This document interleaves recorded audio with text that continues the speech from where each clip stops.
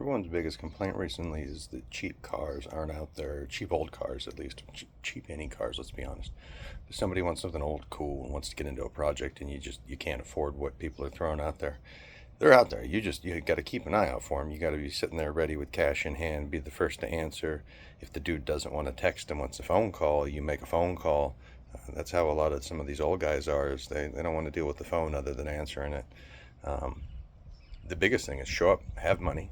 Don't beat them up on price if it's worth it, and you be the one who walks away with it. Have a tow truck ready, or at least someone you can call and have it out of there in the next 24 hours. And here's an example of what I picked up, and this is probably one of my better scores, but I'm going to document just to remind myself and show others that you can get stuff on the cheap. Here's what we'll start with: it extra parts galore. There's an extra hood latch brace. There's the original motor that came with it. There's the C4 that came with it. I don't think the numbers jive on what's stamped there, but the VIN stamp on the block right yonder there, that one does jive with the actual engine. There's an extra C4 transmission that came with it. He was, I think, going to big block swap it to a 460. Unfortunately, he sold the 460, so it didn't come with the deal, but I rightly don't care about that. I'm more of a 302 guy. It's what I have tons of stuff for. But then it was one of those deals where take all the car parts that are here with it. Everything, I don't need any of it. Here's a brand new fuel pump for a late 80s Ford F-150 with the pump on the fuel rail. Brand new, never used. Now they go for like 100, 125. I've got no purpose for it. Here's a transmission cable for a late 90s, early 2000s Chevy truck. I don't have none of those. I ain't got no use for it. Here's the goofiest one. There goes part of the number. New old stock 79 Fairmont Futura taillight lens. That's pretty cool. I'll make a few nickels on that guy. Let's come back over to the car now. Here's the Ranchero. If you've seen any of the other videos, you've seen it prior. I'm stripping all the paint off still, but let's come over to what came with it. Extra chrome. I believe it's 2 sets of windshield chrome for these. Those guys are toast. Here's the grill that was on it. It's a little beat up, but I look at that as parts, you know. Trim it out. Even hanging on the wall, some guy give you $100 to make it a shop hanger. So we'll see where that goes. There's the 460 pan with the 302 crank in it and the original 302 oil pan. The whole engine pretty much assembly came with it. These heads were swapped sometimes in the 80s because the valves were dropping or something on the intake. And then here's the pile of everything else that came with it. The 2 crates up there are what go with the car.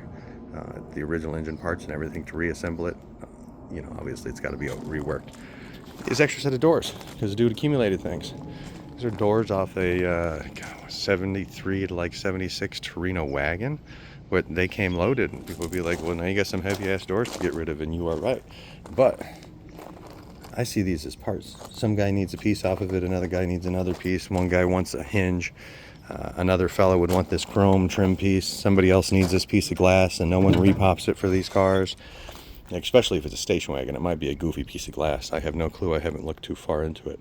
So I look at that as money. I don't see this as a $200 door. I see this as $400 in nickel and dime parts and a door. So the nice thing is they're also Arizona doors. Take a look at those corners. Normally those are things already blown out. They've had a repaint. I can't get in there too well. But even sitting up against the wall in the dirt like they were, they are not rusting. The beauty of Arizona.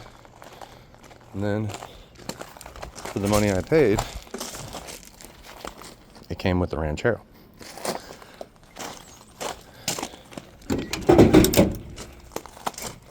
Pretty much untouched. I mean, the headliner's been gutted. This was a driver for someone. Check out the mileage on this sucker. We'll see if the what is it, 1,600? And dude said that was about it. This is his mom's driver, so back in the day, Phoenix, it wasn't going all over the place. It's had a repaint, and that's what I'm stripping off. It's that dark blue here is coming off, and this is a blue glow was the paint. It's pretty dope in all the places I've seen it. It had been in a wreck, that's why it's sitting, but it came with the fender. Now it's not a Gran Torino, so I see that as a badge that gets sold, a piece of trim that gets sold, wheel well things toast, piece of trim that gets sold.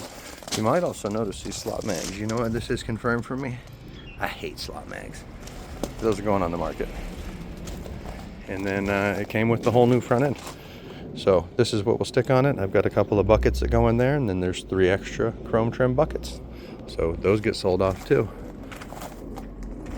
Car's pretty solid. It's got some rust in the back of it. I've seen much worse examples of it. It apparently was a Wyoming. Wyoming is this where this fella said they came from.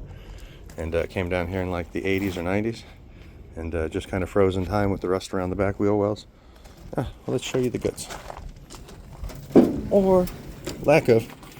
But everything's here. Factory AC car, factory power disc brakes.